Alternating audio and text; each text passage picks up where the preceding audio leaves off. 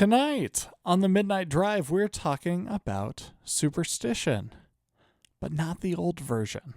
We're not talking about salt tonight. We're not talking about broken mirrors tonight. We're not talking about lucky numbers tonight. We are talking about the modern version. The version that doesn't always sound superstitious anymore. Patterns, signs, energy, alignment. The idea that something outside of you might still be shaping what happens next. We're looking at how superstition evolved without ever really disappearing. But people still want certainty. People still want meaning. People still want reassurance that randomness isn't actually random. The language changed, but the instinct behind it might be exactly the same.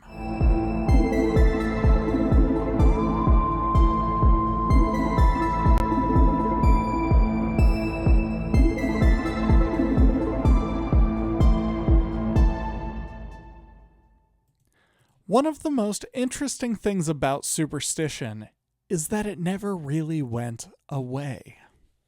It merely adapted. The language changed. The presentation changed.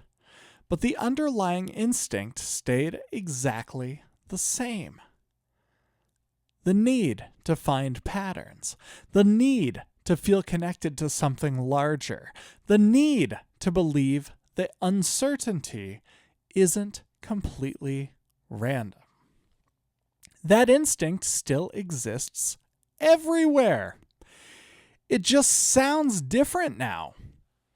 Take astrology. What's your sign? Let us know in the comments below. Astrology, for most of human history, looking at the stars for meaning. It wasn't considered unusual. The sky felt connected to life.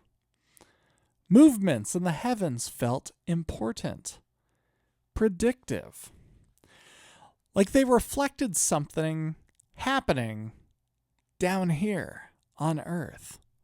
And even now, that instinct still exists. Horoscopes, birth charts, Mercury retrograde. Most people engage with it very casually, almost ironically.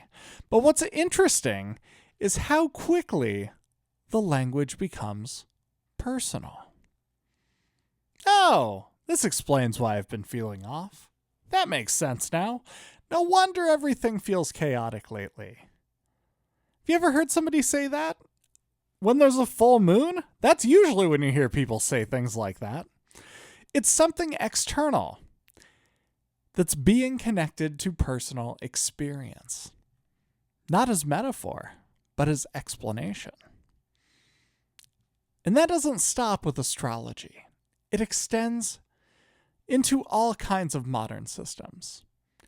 Tarot readings, psychics, angel numbers, repeated numbers suddenly feeling significant.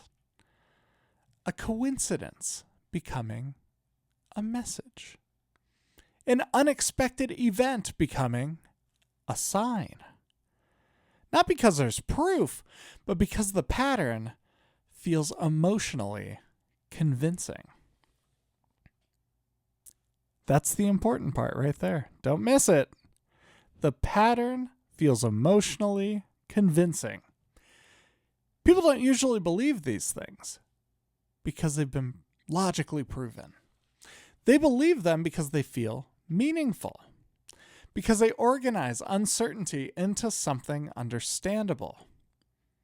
And uncertainty is uncomfortable, especially now. People have access to more information than ever before, but that has not made life feel more stable. If anything, it's done the opposite.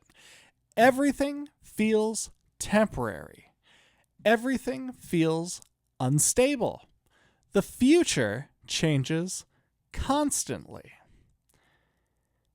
And when people feel uncertain, they start searching for patterns, to hold on to. Not because they're irrational, but because they're human. The mind wants coherence. It wants things to connect. It wants events to be meaningful. Our brains want it to mean something. That's why coincidences stand out so strongly. Not because they're impossible, but because they feel intentional. Two things line up unexpectedly, and suddenly the moment feels charged, doesn't it?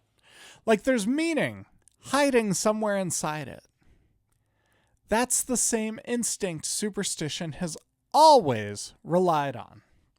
The idea that randomness might not actually be random. That there might be structure underneath things, even if you can't fully see it or fully understand it. And modern superstition often thrives in ambiguity, because ambiguity allows interpretation. A horoscope can feel accurate because it leaves room for personal meaning. A tarot reading can feel powerful because people naturally connect themselves to the symbols. Have you ever come across a self-proclaimed psychic or medium that uses tarot cards on a site like TikTok or Reels or YouTube or anything like that? And they'll say, this message is for you. If the video came up, this message is for you.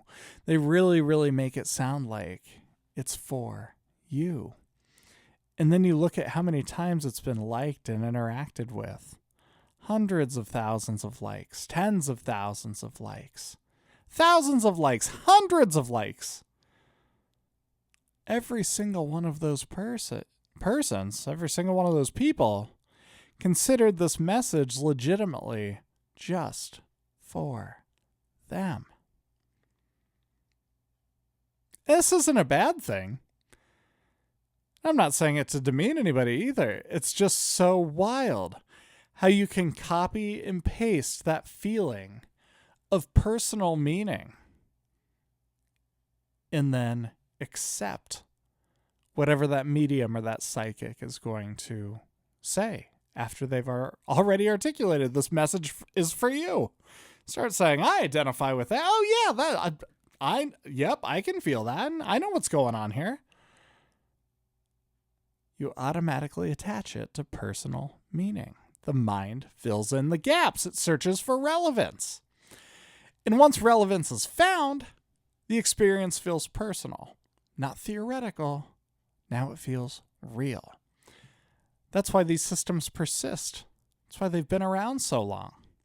Not because everyone fully believes them, but because they create emotional structure. It taps into something on almost a primal level.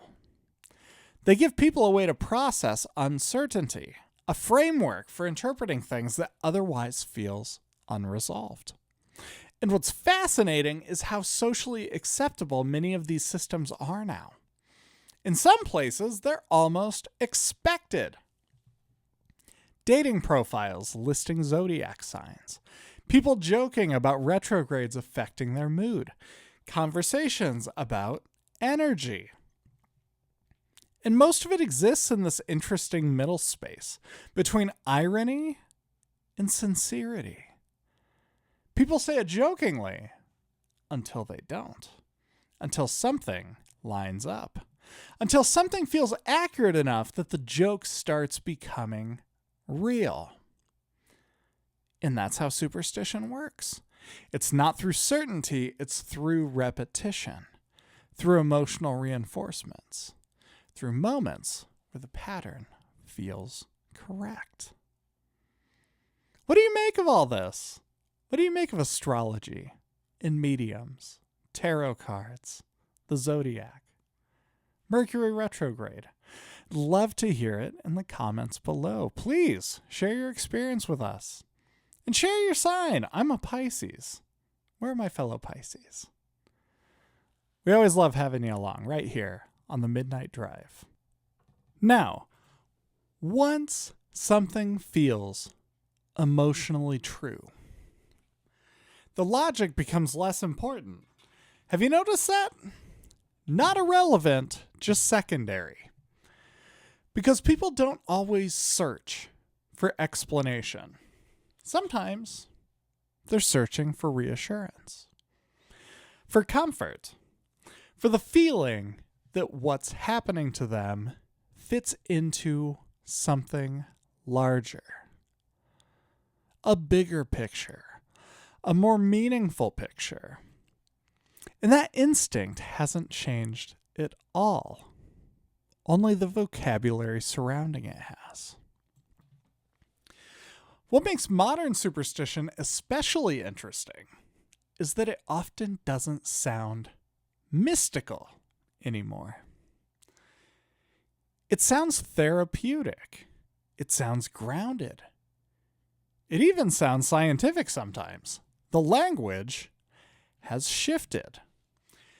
Instead of curses, people talk about energy. Instead of fate, they talk about alignment. Instead of projection rituals, they talk about boundaries. And to be clear, some of these ideas are genuinely healthy. And that's what makes all of this complicated. Because modern superstition often blends real emotional insight with the same pattern-seeking instincts that people have always had. That's where things start to overlap. Take manifestation. The idea that thoughts influence outcomes. This is a very popular concept right now. Mindset affects behavior. Confidence changes how people act. Optimism changes decision making. Those things are real. Those things are true. But then the idea expands. Thoughts become vibrations. Attention becomes attraction. The universe becomes responsive. And suddenly, the structure starts looking very familiar. The idea that internal behavior might directly shape external reality. Not metaphorically, literally. That's not far from older forms of superstition at all. It's just framed differently. And again, people are drawn to it for understandable reasons. Because uncertainty feels terrible, especially when life feels unstable. People want to feel like their actions matter. They want to feel like they have some element of control. Like their mindset matters. Like there's still some way to influence what's going to happen next. That desire is powerful. And modern culture reinforces it constantly. Algorithms especially. Because social media rewards emotional certainty. Short, confident statements spread faster than nuance. The universe is trying to tell you something. If you're seeing this, it's meant for you. Remember that one? Protect your energy. Those phrases spread because they feel deeply personal. They create the impression that random events are connected specifically to you. And once that feeling is established, people start interpreting everyday life through that same lens. Coincidences suddenly become signs. Difficult experiences become lessons sent for a reason. Repeated events become evidence of alignment or misalignment. And again, not because there's proof, but because the pattern feels emotionally satisfying. It transforms uncertainty into a narrative. And narrative is easier to live with than randomness. That's really what all of this keeps coming back to. People struggle with randomness. Not intellectually, but emotionally. Because randomness feels so cold. It feels meaningless. It feels uncontrolled. Superstition softens that feeling. It creates the impression that events connect together in ways that are significant, that outcomes aren't entirely accidental. And modern superstition is especially effective because it often presents itself as empowerment, not fear. Older superstition often sounded defensive. You need to protect yourself. You need to avoid this. Or just simply don't do that. Modern superstition sounds optimistic. Manifest it. Align yourself. Trust the universe. But underneath both systems, the same instinct exists. The desire to influence uncertainty. The desire to feel connected to outcomes. The desire to believe that life is responding to you somehow. And honestly, that instinct probably isn't going anywhere. Because uncertainty itself isn't going anywhere. No amount of information removes it completely. No amount of technology removes the emotional discomfort of not knowing what happens next. So people keep searching for patterns, for reassurance, for meaning. And once you start looking at it this way, you realize superstition didn't disappear at all. It evolved alongside everything else. It updated its language. It adapted to modern culture. But underneath it, the same structure still exists. People trying to create meaning inside of uncertainty. People trying to feel less powerless inside randomness. And maybe that impulse is far more permanent than the superstitions themselves.